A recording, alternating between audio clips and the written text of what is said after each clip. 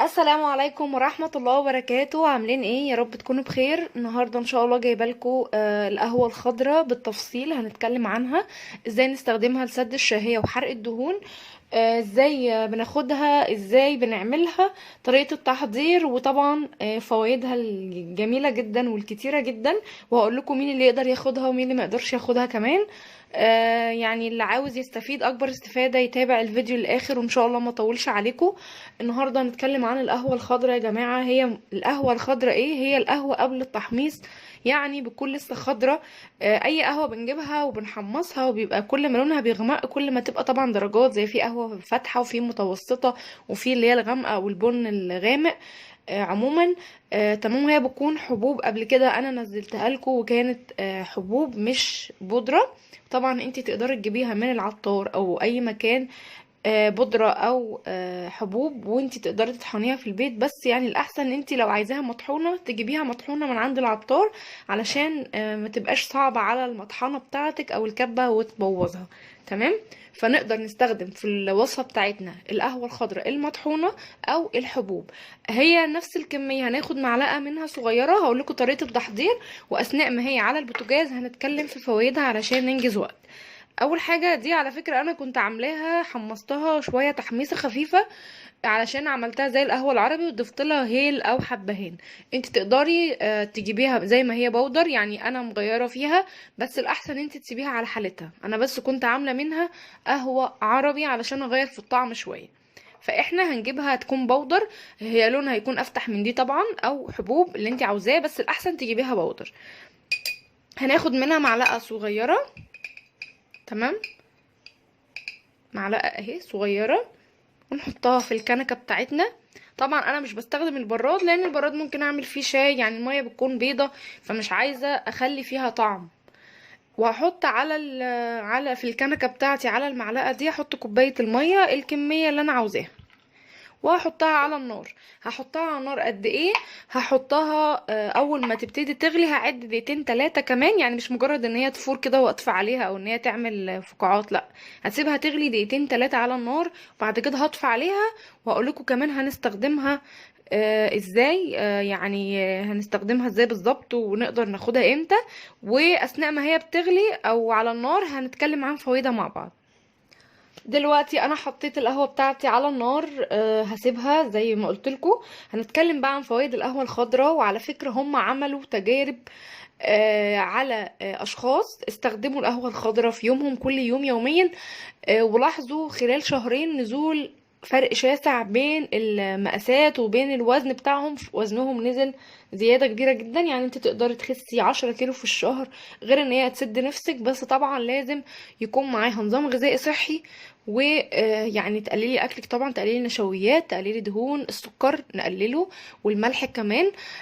طبعا نشرب ميه خلال اليوم من 2 ل 3 لتر ميه.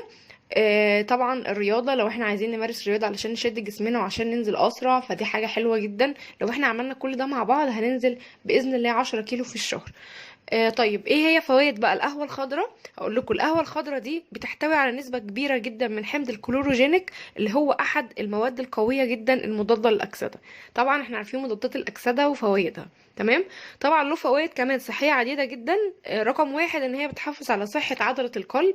واثبتت الدراسات مؤخرا ان القهوة الخضراء تحتوي على عنصر منشط للقلب، بيعمل كده مثلا زي الاسبرين، فبيعمل على الحفاظ على الصفائح الدموية. ماشي. تاني حاجة اللي هي بتمنع الإصابة بالجلطات وتسرب الشرايين. طبعا يعني ربنا يعني يشفي الناس جميعا ويعافينا كلنا. يعني الحاجات دي خطر، يعني خطيرة جدا. فلما القهوة الخضراء كل ليها فوائد ان هي تمنع الإصابة بالجلطات والسكتات الدماغية وتصلب الشرايين، فطبعا مفيدة جدا حتى لو مش هنخس بيها، يعني لو هنستخدمها عشان بس نقي نفسنا من الحاجات دي. كمان بتخفض مستويات السكر للأنسولين في الدم. السكر والأنسولين في الدم بتنزلهم جدا جدا جدا. ليه؟ برضو لأنها بتحتوي على حمض الكلوروجينيك، وهو المسؤول عن التأثير المضاد على نقل الجلوكوز في الجسم. تمام.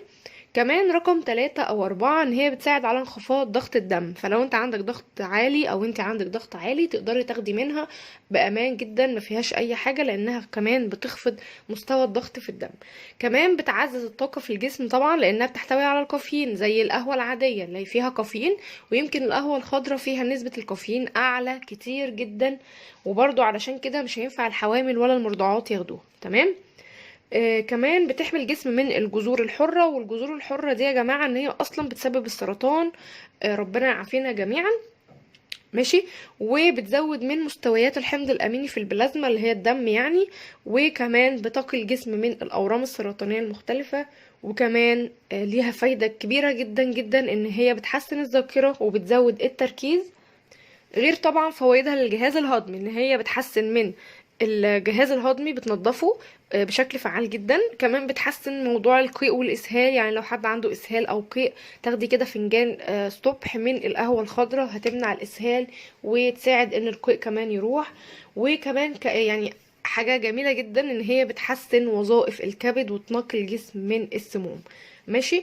طبعا احنا اي شخص طبيعي ممكن ياخدها، في بس اشخاص ما يعرفوش ياخدوها اللي هم المرضعات، لو انتي بترضعي طبعا، لانها هي فيها كافيين عالي جدا يمكن اكتر من البن العادي، فما ينفعش عشان هتأثر عليكي، هتصحي البيبي طبعا، لان كل حاجة بتنزله في اللبن او الحليب، فبلاش. والحوامل طبعا انا بنصحهم ما يستخدموش اي وصفة ولا اي حاجة مهما كانت حتى مفيدة، الحوامل بلاش. كمان اي حد عنده حساسية يعني شديدة للكافيين بلاش جدا، لان احنا قلنا ان في نسبة عالية من الكافيين. طبعا احنا قلنا طريقة التحضير انا هستنى عليها 2-3 كده لما تاخد لها غلوة، وهنيجي دلوقتي اقول لكم تاخدوها امتى بالظبط. رجعت لكم يعني على ما انا خلصت الكلام معاكم، كانت هي خلاص، بس نخلي بالنا يا جماعه ان هي ممكن تغلي وتبوظ الدنيا، فناخد بالنا على طول عينينا عليها او نوطي عليها. انا سبتها الحمد لله طول الفتره اللي انا بشرح لكم فوائدها دي كانت على النار. دلوقتي انا هصفيها لانها بودر، فهصفيها بمصفى كده. طبعا لو انت جايباها حبوب برضو هتصفيها. طبعا احنا ممكن نلاقي اللون دي مختلفه، لان انا قايله لكم ان انا حاطه عليها حبهان وقرنفل، لان انا كنت عاملاها شبيهه للقهوه العربي، بس القهوه العربي بقى بنضيف لها زعفران، يعني هي تعتبر قهوه عربي، فانت اللي هتجيبيها هيكون لونها مختلف شويه فاتحه اكتر، وهتكون من عند العطار على حالتها مش هتغيري فيها. ماشي. امتى بقى هناخدها؟ زي ما احنا قلنا كده، المعلقه صغيره على كوبايه الميه، هتعملي الكوبايه الجميله دي. هناخدها كل يوم الصبح قبل الاكل بنص ساعه، يعني قبل ما تيجي تفطري هتاخدي الكوبايه دي بنص ساعة. انا عايزة اقول لكم والله والله والله ان فعلا بتسد النفس جدا، هتحس ان انتي نفسك مسدودة عن الاكل، يمكن طول اليوم ممكن نفسك تبقى مسدودة مش عايزة تاكلي.